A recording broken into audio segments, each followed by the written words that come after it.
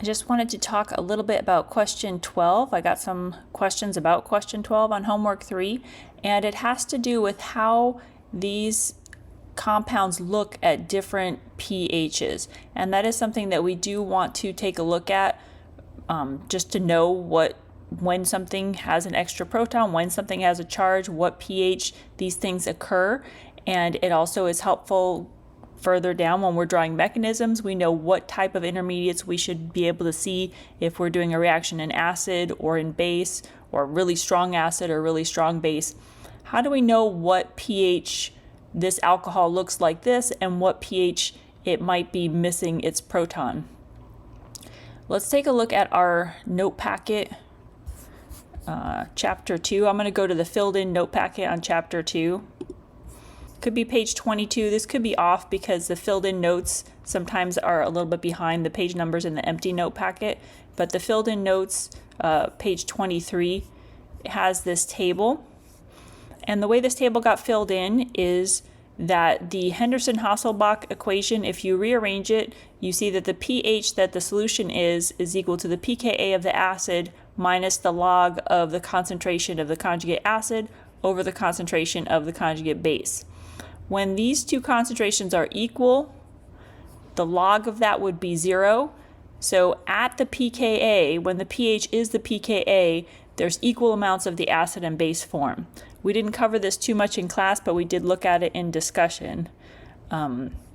Then going from that pH, the pH equal to the pKa, where they're both equal, if we go to a lower pH, then the acid form will start to predominate. If we go to a higher pH, more basic, the basic form will start to predominate.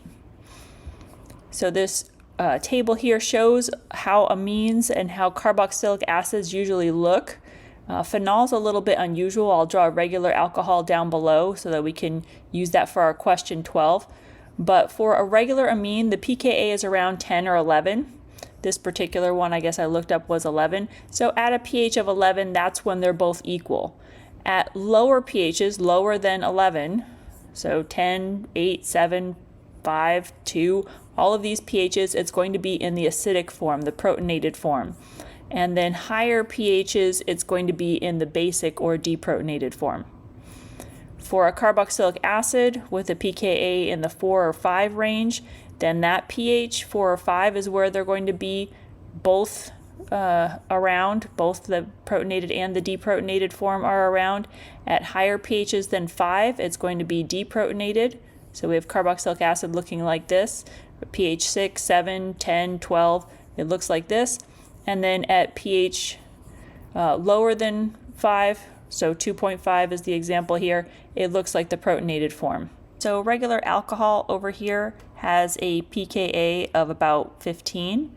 So around 15 is where these both protonated and protonated would exist together. If you get really basic environments, that's when this alkoxide or deprotonated alcohol would exist. And then if you are normal pH range, 0 to 14, you would have the regular alcohol. If you start going below 0, that's when you have that superprotonated alcohol with the positive charge. So from before, looking at the amine, we saw that the pKa of an amine is about 10. So pHs above 10 is when it would exist in this deprotonated form. pHs below 10 is where it would exist in this protonated form.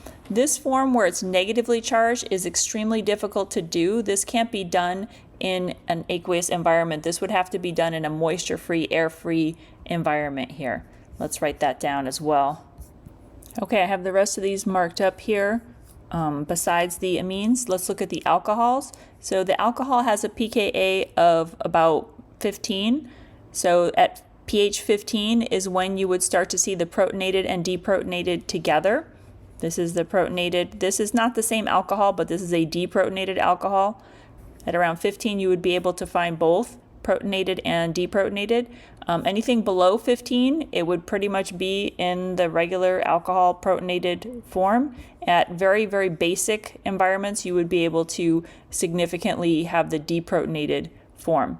And then this superprotonated form we've mentioned before, if you add a proton to a carboxylic acid or an alcohol, that's only done in very acidic environments. The pKa of this is less than 0, so this would only exist at highly acidic environments where the pH is below 0. So we need a pretty strong acid catalyst to be able to get a significant amount of protonated alcohol. This is not the superprotonated carboxylic acid. This is just a regular carboxylic acid, the protonated form.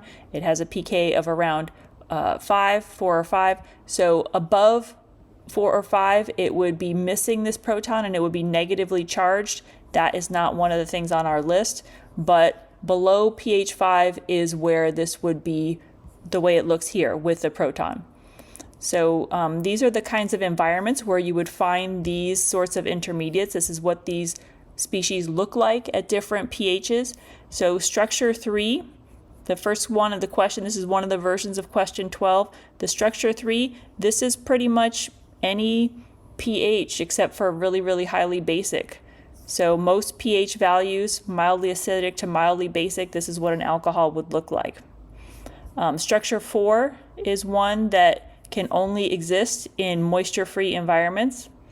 And then one structure that should not be drawn unless you're in a strongly acidic environment would be this kind of intermediate that only exists at very low pHs, strongly acidic environments, pH below 0. So this is what this question was trying to go for. I think that looking at the note packet and taking a look at these just so that we know what the Henderson-Hasselbalch equation tells us about how these structures look at various pHs. So we're not going to be doing buffer calculations with the Henderson-Hasselbalch as much. We're just going to be looking at what does it tell us about when something is going to be missing its proton, what pH is something going to be charged, what pH is it going to be neutral. So that is something that's going to be more useful to us in this course. I hope that was helpful.